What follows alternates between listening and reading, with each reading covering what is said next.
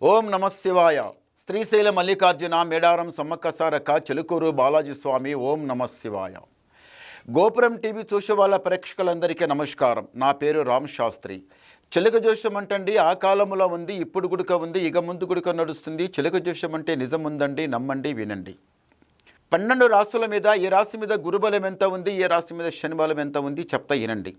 మే నెల 12 నుంచి 17 వరకు చెప్తా వినండి. చిలకమ్మ, మీనం రాశి వాళ్ళ జ్యోతిషం, మీనం రాశి వాళ్ళ భవిష్యవాణి, మీనం రాశి వాళ్ళ గణితవాణి. చిలకమ్మ మీనం రాశి వాళ్ళ భవిష్యవాణి. ఆహా, సాక్షంగా మీనం రాశి వాళ్ళకి బాలాజీ దేవుడు. బాలాజీ దేవుని ధ్యానంలో ఉండండి, స్వామికి దర్శనం చేసుకోండి. ఆ దేవుని దగ్గర అనుకున్న కోరిక అనుకున్నట్టే మీకు పక్క జరుగుతుంది. ఈ రాశి వాళ్ళకు స్నేహం దోస్తి పనికిరాదు, ఎవరి మధ్యన మధ్యవర్తి పోవద్దు, మంచిది కాదు. ఈ మీనం రాశి వాళ్ళు వాహన గండం, బండి గండం, కొన్ని గండలు పోయినాయి, కొన్ని గండలు మెయిన్ గండలు పోయినాయి. కానీ బండి గండం అయితే ప్రాణం పోయే గండం, తన్మని దాటినం. అదృష్ట ఫలం, రాత ఫలం, భగవంతుడు ఆశీర్వాదం. చూడండి, ఏదన్నా చేయాలనుకుంటే మీకు జర తొందర ఎక్కువ. మీనం రాసే వాళ్ళకి తొందర ఎక్కువ. ఏదన్నా మాట పడింది అనుకోండి, మనసు లోపల ఎట్లా చెప్పారా, వాడు ఎట్లా అయ్యారా అదే ఆలోచిస్తారు. చాలా ఎక్కువ ఆలోచిస్తారు, చిన్నదిపై పెద్దగా ఆలోచిస్తారు. అలా ఆలోచించకండి. ఎందు గురించి అంటే మీ దగ్గర ఒకటి పట్టుదల బాగుంది. ఏదైనా మాట మాట్లాడితే, తప్పు మాట్లాడితే మీరు సహించరు. ఎవరైనా అటు ఇటు మాట్లాడితే మీకు సహించరు. అంత బాగుండాలనుకుంటారు. పైసా సంపాదించడంలో అయితే మనగాళ్ళు పైసా కూడపెట్టి 4 రూపాయలు జమ చేస్తే ఒకరికి సాయం చేయాలని చాలా ఇష్టం. ఒకరికి చెడగొట్టాలి, పడగొట్టాలి అనుకోరు. 10 మందిలో కూర్చున్న అదే మాట, ఇంట్లో ఉన్న అదే మాట, బయట ఉన్న అదే మాట. పెద్దలకు సేవ ఇస్తారు. పెద్దలకు మంచిగా ఇగో ఉన్న పెద్దలు వీళ్ళకి వదిలిపెట్టి మనం ఏం చేసినా ఏం లాభమని పెద్దలకు కలుపుకొని నడుస్తారు. పెద్దల సేవ చేస్తారు. మీరు బాగుంది.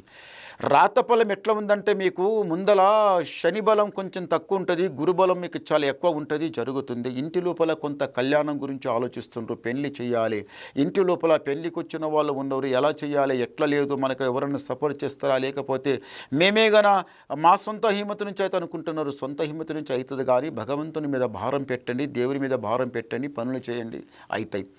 కానీ ఇంతవరకు భార్య భర్తల బంధం లోపల లేని తగాదా, లేని గలాట, లేని చక్రం చాలా చెడ్డగొచ్చిందండి ఈ మీనం రాశి వాళ్ళకి. నీదెంత అంటే నీదెంత. చూడండి, ఒకరి మీద ఒకరు అనుమానం ఉండవద్దు. భర్త అనుమానం భార్య మీద ఉండవద్దు, భార్య అనుమానం భర్త మీద అనుమానం ఉండవద్దు. అనుమానం ఉన్నదంటే జీవితం నడవది. భర్త ఎక్కడో వెళ్ళి భర్త పోయి ఇంటికి వచ్చిందంటే ఆయనకి చెంబే నీళ్ళు ఇచ్చి నవ్వుకుంటూ మాట్లాడి ఆయనకు మంచిగా మాట్లాడితే, మంచిగా ఆయన ఒక నీటికి మాట్లాడితే ఆయన ఉన్న టెన్షన్ అంతా వెళ్ళిపోతుంది.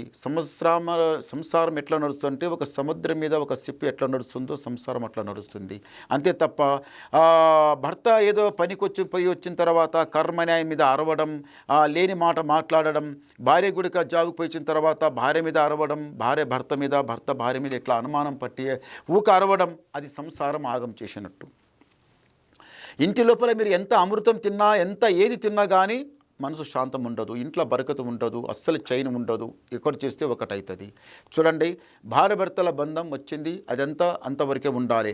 కొందరు ఇట్లా చేసుకొని మీరు ఏం చేస్తుండ్రో, లాస్ట్ అమ్మాయికి చూస్తే భర్త వద్దు, భర్తకు చూస్తే భార్య వద్దు, భార్య భర్త వద్దు, భార్య భర్తకు వద్దు. అంటే మీరు ఇట్లా వద్దు, నీకు నేను వద్దు, నాకు నీవు వద్దు అనుకుంటే ఎంతవరకు పోయిండ్రు, అంత అంటే లాస్ట్ కోరికేసి దాకా పోతున్నారు. మరి ఎట్లండి?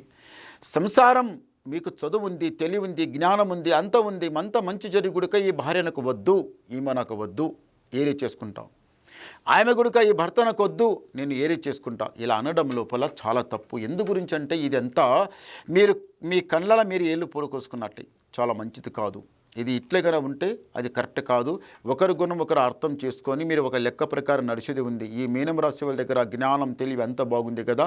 రాజకీయం కూడా బాగుంది, రియల్ ఎస్టేట్ కూడా బాగుంది, ప్లాట్ కొనడంలో దాంట్లో కూడా బాగుంది. ఈ మీనం రాశి వాళ్ళు ఇల్లు కొనాలనుకుంటున్నారు కదా, కొనండి, కానీ వాస్తు ప్రకారంగా కొనండి. అలా ఇలా కొనకండి, మీకు అస్సలు పడరాదు.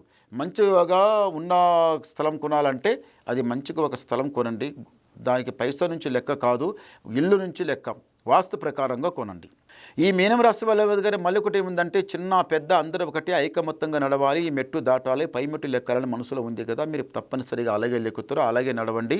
రాజా బతుకుతారు. ఇంతవరకు కష్టం వచ్చింది, నష్టం వచ్చింది, వదిలిపెట్టండి. సంసారంలో ఒకరి మనసు ఒకరు అర్థం చేసుకొని మంచిగా నడవండి, చాలా బాగుంటుంది. సంసారంలో కిరికిరి పెట్టుకోవద్దు. ఇంట్లో అన్నతమ్ముల అనుబంధం, భార్యాభర్తల బంధం, తల్లిదండ్రుల బంధం, స్నేహ బంధం, అన్నిటికన్నా మీకు బంధం గురించి మీరు చాలా ఎత్తుకులాడతారు. చాలా మంచి బంధం ఉండాలి, మంచిగా ఉండాలనుకుంటుంటారు కదా, అలాగే చేయండి, చాలా బాగుంటుంది. ఇంతవరకు మీ ఇంటికి దరిద్రం చాలా చెడ్డగా సతాయిస్తుంది పోయింది. ఇప్పుడు మీ ఇంటి మీద దృష్టి కన్ను చాలా చెడ్డగా ఉంది. నోటి ముందల తీయగా మాటలు, కడుపులో చూస్తే ఇషం అన్నట్టు ఇంటి మీద దృష్టి కన్ను చాలా చెడ్డగా ఉందండి. మీ ఇంట్లో లోపల ఎంత చేస్తున్నా కానీ అంతే అవుతుంది. రావటం పోవటం ఉంది కానీ ఆగటం లేదు.